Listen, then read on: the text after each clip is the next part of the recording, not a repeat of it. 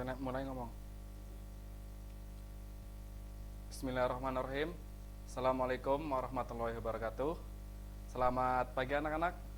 Kembali lagi dalam pembelajaran PJOK, pembelajaran jarak jauh. Ya, materi yang akan kita pelajari pada pagi hari ini yaitu tentang menjaga kebersihan lingkungan. Ya, sebelum kita memasuki materi, alangkah baiknya kita berdoa bersama-sama agar yang kita pelajari hari ini dapat bermanfaat untuk kita semua. Berdoa sesuai keyakinan dan kepercayaan masing-masing. Mulai. Selesai. Anak-anak, sebelumnya perkenalkan, nama Bapak Sudirman. Bapak bertugas di SD Majasem 2. Anak-anak, sudah pada mandi kan? Siapa yang tadi pagi bangun tidur langsung membersihkan tempat tidurnya? Siapa ayo yang langsung merapikan tempat tidurnya? Ya, anak-anak, nanti setelah kita mempelajari materi hari ini, pokoknya setiap pagi setelah bangun tidur, anak-anak usahakan untuk merapikan dan membersihkan tempat tidur masing-masing. Karena merapikan dan membersihkan tempat tidur masing-masing itu termasuk salah satu menjaga kebersihan lingkungan. Ya, kita akan masuk ke materi menjaga kebersihan lingkungan. Apa sih kebersihan itu? Ya, kebersihan adalah keadaan bebas dari kotoran, termasuk diantaranya debu, sampah, dan bau. Di zaman modern, setelah Louis Pasteur menemukan proses penularan penyakit atau infeksi disebabkan oleh mikrob, kebersihan juga berarti bebas dari virus, bakteria, patogen, dan bahan kimia berbahaya. Nah, itu adalah kebersihan. Lalu, apa sih kebersihan lingkungan itu? Ya, kebersihan lingkungan menciptakan lingkungan yang sehat, bebas dari kotoran seperti debu, sampah, dan bau yang tidak sedap. Dengan lingkungan sehat, kita tidak akan mudah terserang berbagai penyakit seperti demam berdarah, malaria, muntaber, dan sebagainya. Jadi anak-anak, penting sekali kita untuk menjaga kebersihan lingkungan, apalagi di saat pandemi seperti ini. Ya, selain kita menjaga diri sendiri, selain kita harus menjaga jarak, memakai masker dan sebagainya, kita juga harus menjaga kebersihan lingkungan. Kebersihan lingkungan itu banyak macam anak-anak ya. Ada 4 macam kebersihan yang akan kita pelajari pada pertemuan kali ini. Apa saja kira-kira? Ya, macam-macam kebersihan lingkungan. Yang pertama adalah kebersihan di tempat tidur. Yang kedua, kebersihan di rumah. Yang ketiga, kebersihan di kelas. Dan yang keempat adalah kebersihan di sekolah. Jadi keempat kebersihan itu akan Bapak beritahu cara menjaganya, cara memeliharanya. Ya, kita masuk yang pertama dulu, yaitu kebersihan tempat tidur. Bagaimana sih cara menjaga kebersihan tempat tidur? Perhatikan baik-baik. Yang pertama adalah merapikan dan membersihkan tempat tidur. Seperti yang tadi Bapak bilang di awal tadi, anak-anak usahakan setiap bangun tidur, sebelum mandi langsung merapikan dan membersihkan tempat tidur. Kalau belum bisa, anak-anak bisa minta bimbingan kepada ayah atau ibu atau kakak ya. Jadi setelah bangun tidur langsung dirapikan tempat tidurnya, langsung diberesi tempat tidurnya, agar lingkungan tempat tidur kalian bersih. Tujuannya apa? Agar debunya pada hilang, kemudian kotoran-kotoran yang lain pun hilang semuanya. Kemudian yang kedua adalah membersihkan lantai tempat tidur. Jadi selain kita membersihkan tempat tidur kita juga harus membersihkan lantainya dengan cara menyapu, dengan cara mengepelnya. Seperti biasa, kalau anak-anak belum mampu melaksanakannya sendiri, anak-anak minta bimbingan ayah dan ibu untuk membersihkan lantai tempat tidur. Kemudian yang ketiga adalah membersihkan lemari ya. Jika di kamar anak-anak ada lemari, anak-anak usahakan untuk dibersihkan lemarinya. Biasanya kalau lemari yang tidak dibersihkan itu banyak debunya ya. Jadi debu bisa mengganggu pernafasan kita. Jadi harus dibersihkan setiap hari. Kemudian yang keempat adalah membersihkan jendela tempat tidur. Ya, jika di rumah kalian jendelanya terbuat dari kaca, anak-anak wajib membersihkannya setiap hari. Jika dari kayu pun, anak-anak harus dibersihkan tiap hari jendelanya. Ya, dengan cara dilap menggunakan kain agak basah ya, jangan terlalu basah. Kemudian lanjut, cara membersihkan tempat tidur yang kelima adalah meletakkan barang-barang pada tempatnya. Nih, biasanya kebiasaan yang tidak baik nih, anak-anak sepulang sekolah tas asal taruh saja di atas tempat tidur. Jangan seperti itu ya. Letakkan tas di tempat yang sudah disediakan. Bisa di meja belajar atau di kursi meja belajar ya. Jika anak-anak setelah menggunakan buku, letakkan lagi bukunya di rak yang sudah disediakan. Jadi jangan sampai kita setelah menggunakan barang-barang kita meletakkannya asal saja. Jangan sampai kita setelah membaca buku asal diletakkan di lantai. Jangan seperti itu anak-anak ya. Itu tidak baik. Ya, jadi letakkan barang-barang yang setelah digunakan di tempatnya yang semula. Kemudian yang keenam adalah jangan makan dan minum di dalam tempat tidur. Ya, siapa yang masih melakukan seperti ini? Ya, makan itu ada tempatnya masing-masing anak-anak. Ya, kita biasanya di dalam satu keluarga itu ada tempat khusus makan. Jadi pergunakan tempat itu sebaik mungkin. Jadi jangan anak-anak ketika mau makan, ketika mau minum jangan di dalam tempat tidur. Kenapa? Takutnya ketika anak-anak makan, sisa-sisa makanan itu jatuh ke lantai atau jatuh ke tempat tidur. Nanti bisa mengundang binatang seperti semut dan sebagainya. Jadi usahakan jangan makan dan minum di dalam tempat tidur. Kemudian yang ketujuh adalah membuang sampah pada tempatnya. Ini yang paling penting nih. Jadi anak-anak setelah makan permen, bungkusnya buang pada tempatnya. Ya, jangan asal buang di jalan atau di teras atau buang lewat jendela, itu hal yang tidak baik. Jadi usahakan sampah apapun buang di tempat sampah. Ya, jangan sampai berserakan di mana-mana. Kemudian yang kedelapan adalah usahakan membersihkan diri sebelum memasuki tempat tidur. Nih, contohnya misalkan anak-anak pulang sekolah jangan langsung masuk ke tempat tidur dulu. Anak-anak cuci tangan dulu atau bisa cuci kaki dulu ya. Apalagi kalau sore anak-anak pulang main, usahakan mandi terlebih dahulu baru masuk ke tempat tidur. Tujuannya apa? Biasanya kita setelah melakukan aktivitas pasti berkeringat, dan keringat itu menimbulkan bau. Ya, dan keringat itu mengandung banyak bakteri. Jadi usahakan sebelum masuk ke tempat tidur anak-anak membersihkan diri sendiri terlebih dahulu.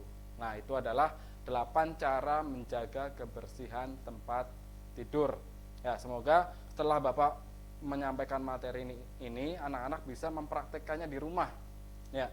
Jadi kalau misalkan anak-anak belum mampu sendiri, anak-anak bisa meminta bimbingan atau bantuan ayah ibu, atau misalkan bisa minta bantuan kakak ya. Anak-anak usahakan praktekkan di rumah. Kemudian selanjutnya, selain kita menjaga kebersihan lingkungan tempat tidur, apalagi kira-kira? Ya, kita menjaga kebersihan rumah. Ya. Ada berbagai cara menjaga kebersihan rumah. Yang pertama adalah tidak menggantung banyak pakaian di pintu. Pintu itu fungsinya apa sih?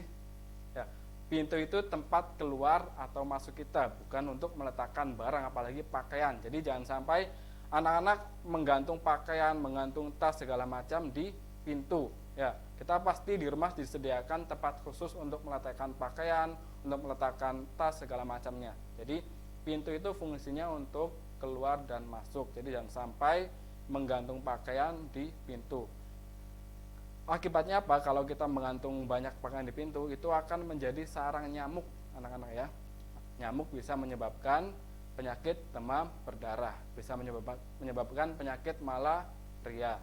Jadi jangan sampai kita menggantung barang apapun di pintu. Kemudian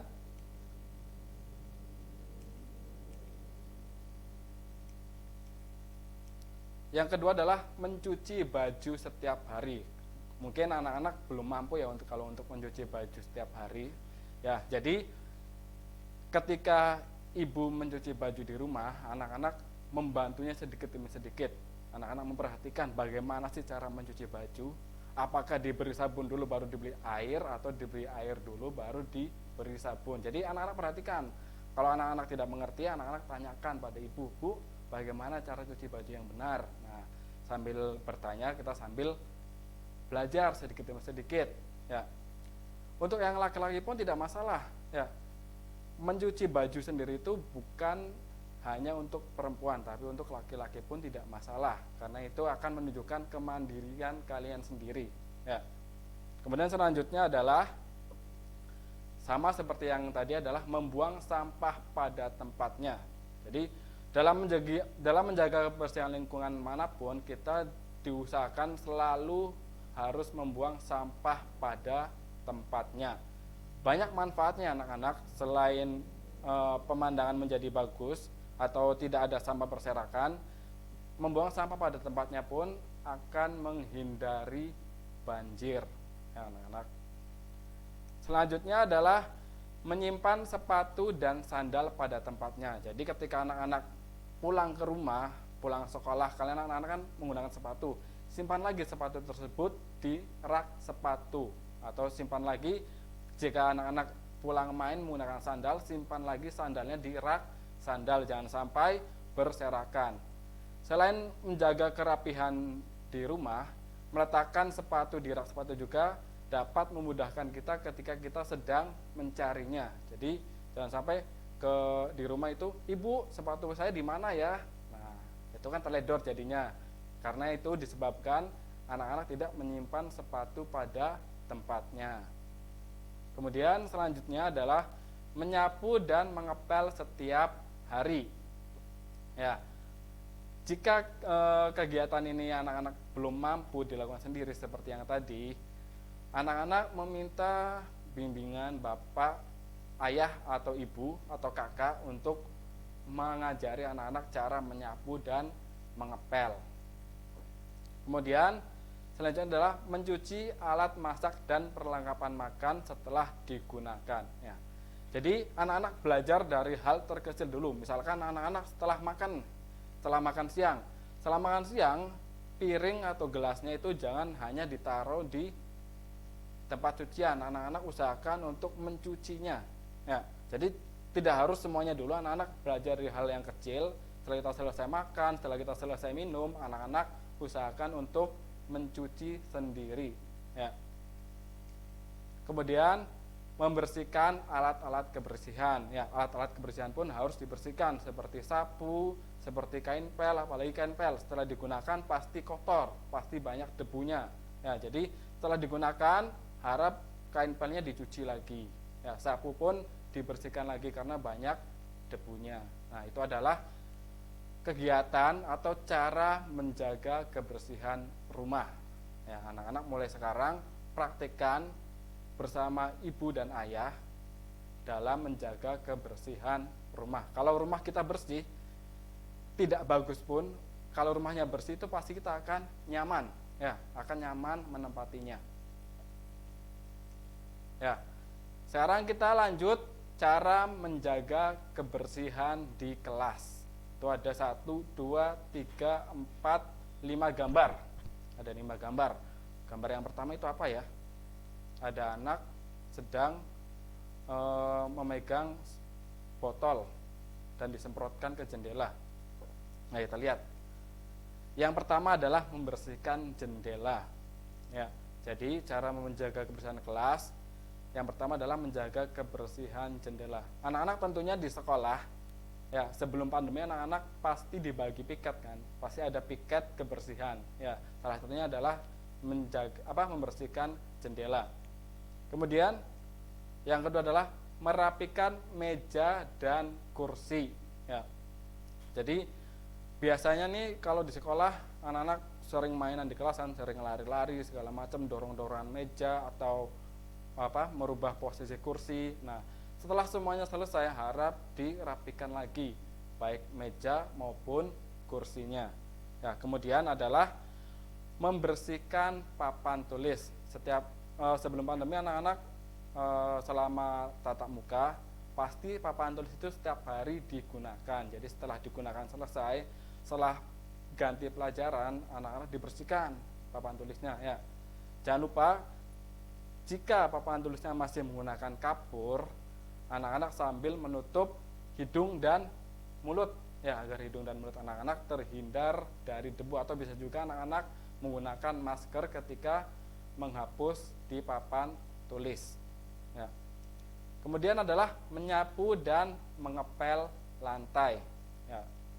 Selanjutnya yang pasti ada di semua cara menjaga kebersihan, yaitu adalah membuang sampah pada tempatnya atau tidak membuang sampah sembarangan ya. Jadi jangan mentang-mentang anak-anak ada kolong mejanya, setelah makan permen sampahnya dibuang di kolong meja. Jangan seperti itu. Itu tindakan yang tidak terpuji atau tindakan tidak baik. Jadi setelah sampah dalam bentuk apapun, buanglah pada tempatnya. Pasti di sekolah kalian, di kelas kalian, setiap kelas itu pasti ada tempat sampah ya. Jadi dibuang di tempat sampah ya. Kenapa kelas harus dijaga kebersihannya? Karena kelas itu merupakan rumah kedua kalian ya. Jadi ketika kelas kalian bersih, kalian akan merasa nyaman ya. Ketika kalian merasa nyaman, belajar pun akan lebih berkonsentrasi, belajar pun akan lebih menyenangkan. Lanjut anak-anak, selanjutnya adalah cara menjaga kebersihan sekolah ya. Kalau yang tadi adalah hanya lingkup kelas, sekarang adalah lingkup seluruh sekolah ya. Di sekolah anak-anak pasti ada tanaman, pasti ada halaman, pasti ada toilet, dan ada fasilitas lainnya. Nah, yang pertama harus kalian lakukan adalah merawat tanaman sekolah. Jadi pasti di sekolah anak-anak ada tanaman. Tanaman itu harus dirawat, kita sirami ya. Kalau jika ada yang tidak baik, kita perbaiki. Jangan sampai tanaman itu kita cabut, kita injak-injak, kita rusak. Itu jangan sampai seperti itu anak-anak ya. Jadi tanaman itu harus kita rawat. Selain akan